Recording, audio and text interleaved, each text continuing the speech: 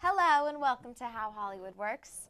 I'm your host, Molly Hersh, and today we have a very special guest, three-time Emmy Award winner, director, writer, producer, and creator of Arrested Development. What? Mitch Hurwitz. Oh, thank you. Oh, there's no audience. I see. I'm sorry. I was expecting. There we go. Oh, you guys. Mitch, Thank we're very you. happy to have you. Thank you. So nice to be here, Molly. I'm so happy you're here. So, Arrested Development.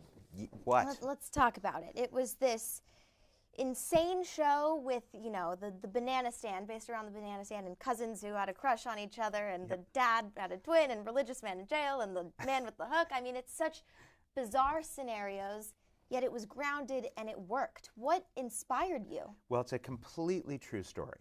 I never really have said that before, but I didn't want people to know that. You heard it here first. But it's every word of it is true.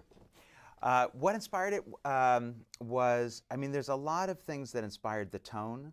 A lot of it kind of comes from Chris Guest movies and from Gary Shandling had an amazing show called The Larry Sanders Show, which I highly recommend for you guys.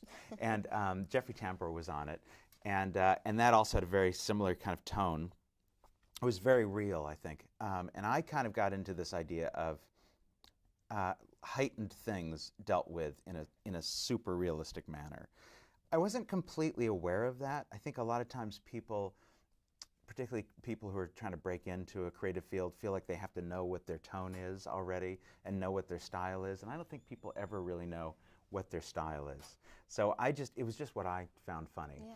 And it was based on, in a funny way, it was based on my father's family. And he had worked for his father for many years and had never kind of taken over the business. And he had 3 siblings. And I just liked the idea of, you know, William Faulkner writes a lot about siblings, and that's what I was studying when I was in high school and college. So there was just a lot of family dynamics. But then, because I'd come from comedy, I just wanted everything to be a little wacky. Yeah. I remember with, like, Buster losing his arm. There's a lot of movement in here. No, it's good. Please come in. There's a tour. There's a tram stop here. I don't know if you know this. This is a Hollywood landmark. Yeah. Like with the Buster losing his hand, actually came out of me sending an email to the writers between season 1 and season 2, saying, "Hey, as you're away this summer, don't just think about, you know, stories about people going on dates. I mean, think of ridiculous things. Let's kind of break the rules a little bit." And I wrote, bad example, Buster gets his hand bitten off by a seal. And I sent it off. And then I thought about it for a little bit. I sent another email. I said, no, that's a good example. We have to do Buster. It's so ridiculous that it works. It's so ridiculous. And even Tony Hale, who plays Buster, was very concerned about it. I told him, I was so excited. That was such a great idea. I said, Tony, you're going to lose your hand this year. And he said, oh. Well, I really use it a lot for when I act. I said, well, Tony, you're still going to have a hand. We're not going to take your hand away from you. Yeah, but it just freaked him out.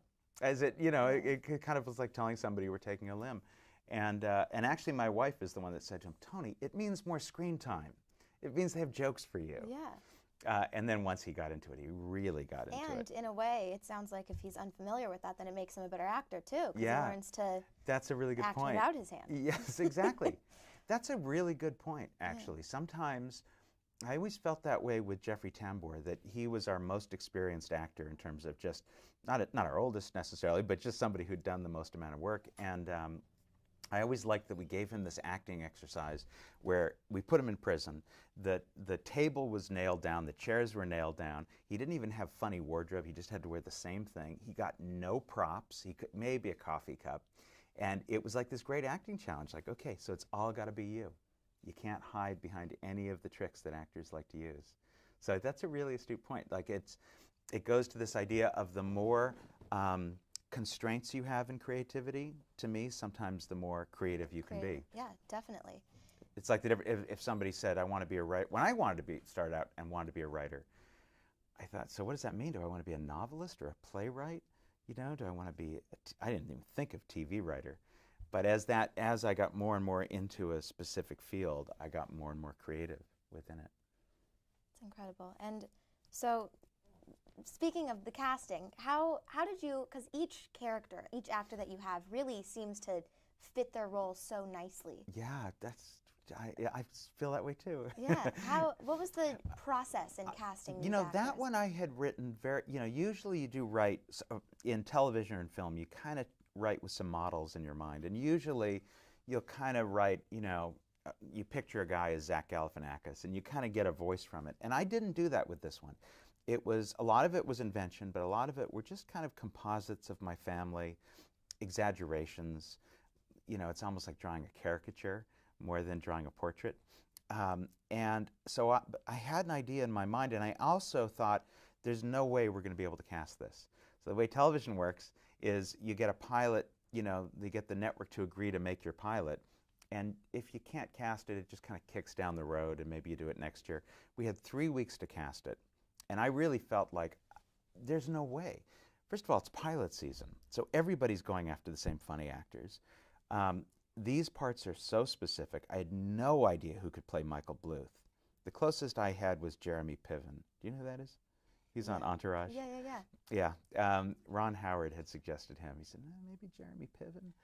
And I was scared that he would punch me in the face or in the stomach, I guess, because I'd heard he's volatile. Actually, he's a very nice guy. And also he was kind of, his star was just exploding, so it was going to be tough to get him. Jason Bateman came in to read for that, and Jason Bateman had just done, like maybe 6 years of back-to-back pilots.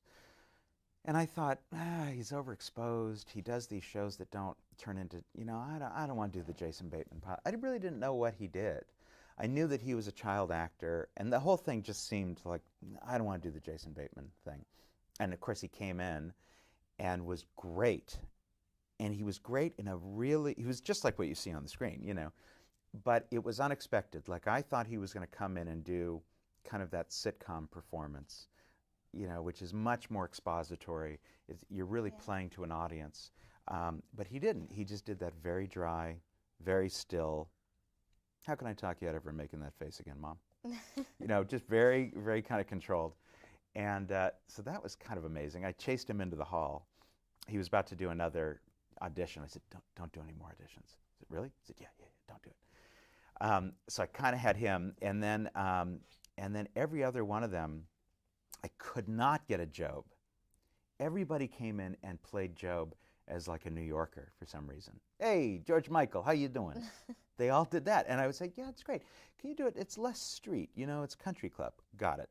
Hey, George Michael, how you doing? I'm like, okay, well, we're still kind of going Brooklyn here. And I brought a couple people into the network. You have to take them into the network. In this case, it was Fox. And then show the executives there, the actors reading the parts. And they didn't like our choice of Job, and I didn't either. I mean, I liked him, but it just wasn't right for the part. And the head of the network, I remember saying, okay, Mitch, this is how pilots fall apart. We're not going to do this unless you have a brother.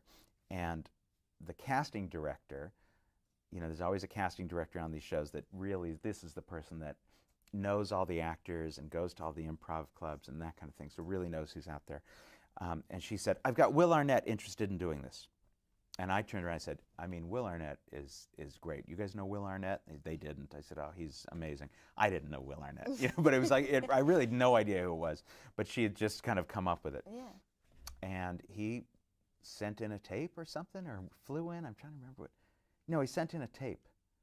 And I just very reluctantly looked at it because it was kind of my last chance. And it's Will Arnett, like he'd been doing drama in New York. This insane comedian, this really brilliant, gifted comedic dude had just been doing all these dramas, and he was amazing. Michael Cera, I had really wanted Michael Cera because I'd seen him in a pilot, and I kept saying, what's going on with Michael Cera? What's going on with the kid from the pilot? I'd asked the casting director. We never heard back from him. Oh, we're waiting. And finally she said, Michael Cera was probably 14 at this time. And finally she said, oh, great news, Michael Cera liked the script, which I was amazed by. I mean, I was really impressed by. I said, that's what we've been waiting for? To see if he likes the script? I mean, imagine a 14-year-old actor that is holding out that standard as opposed to just saying, oh, there's a part? Great, sign me up. Nope. Even as a 14-year-old, he was very discerning and he liked the part. So he made an audition tape, and I remember him standing across the room from the camera, and he did that Michael Cera thing. Hey, maybe. Yeah, like awkward. Awkward. Well, we're cousins. Right? And so I remember showing it. The tape comes in, and you could not tell if it was just a kid doing nothing or if it was an actor doing an amazing job of acting like a kid who's doing nothing. You couldn't tell. It really just seemed like, I mean, and also very courageous of him to not send in kind of a hammy, over-the-top audition. Yeah, and I mean, speaking of that, all of these actors really they didn't overdo it. They did exactly what they needed to do. It was so nonchalant. Yeah, that's their performances. Interesting. Except for David Cross. And I just offered David Cross the part because he's so funny and I knew his work. And I said, just any part you want, really. And then I was worried he'd say Michael, which is the Jason Bateman part.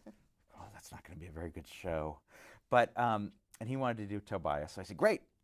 And I never talked to him again. We'd shot for a couple days, and we'd been doing this ultra-realistic thing, really dry, everybody taking everything very seriously. And David Cross came in. I probably can't stand, so I'll just kind of try to act it in my seat. We were shooting. Like, I didn't even see him rehearse it or anything. All right, so Michael's talking to his mother. All right, Mom, well, we got to do something about this. You know what, Michael? Mind your own business, whatever.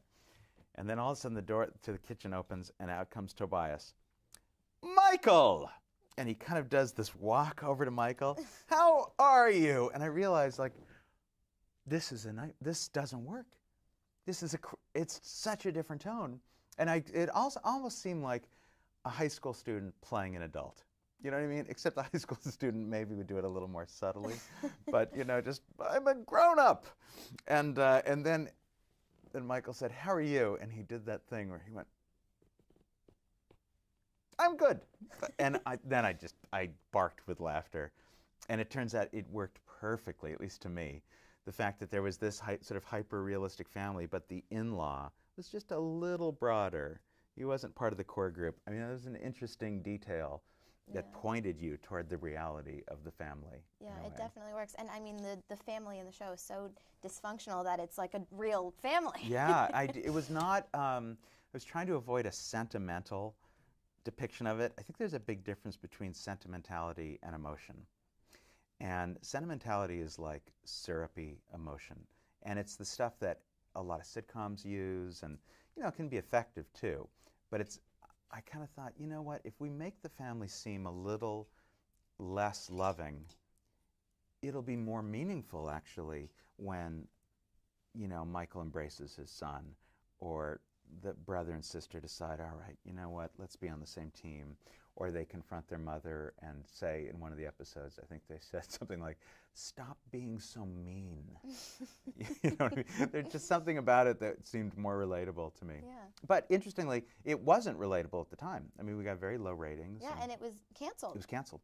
But then it seems that when the show was canceled, after it was canceled, you had a mass cult following after. It very slowly happened, and I didn't, what I think kept it from working on broadcast television was all the detail and the fact that you had to really pay attention to it. And I think what made it have a following was all the detail, the fact that you had to pay attention to it. It just didn't work as something that was just on TV in the background. But once people started watching it on, DVD, a lot of people found it on DVD, a lot of people found it on iTunes. How did you find it? On DVD. My parents used to get it on DVD. How funny, yeah. And we just started watching So you would choose to watch it. You would elect to watch it as opposed to it's just on. And that's like a big difference. I think that's why Netflix is changing things, because, your generation is used to saying I want to watch something. I don't want to just have noise. There for you. Yeah. Yeah, but it very slowly happened, and I considered it a failed show for a very long time. And, I started noticing college kids were talking about it. When it was on the air, Nielsen, which is the rating company, didn't include college campuses as part of their numbers. It just didn't. They just wrote it off. Said it doesn't matter. We're just looking at families. So I do think it had more people watching than ever showed up in the ratings. But slowly, the fact that it was dense, I think people rewatched it, and it kind of lived a little longer. Definitely. And the actors, going back to all these actors, after they've were on the show, they had these mass careers, and everyone, I mean, Michael Cera has been in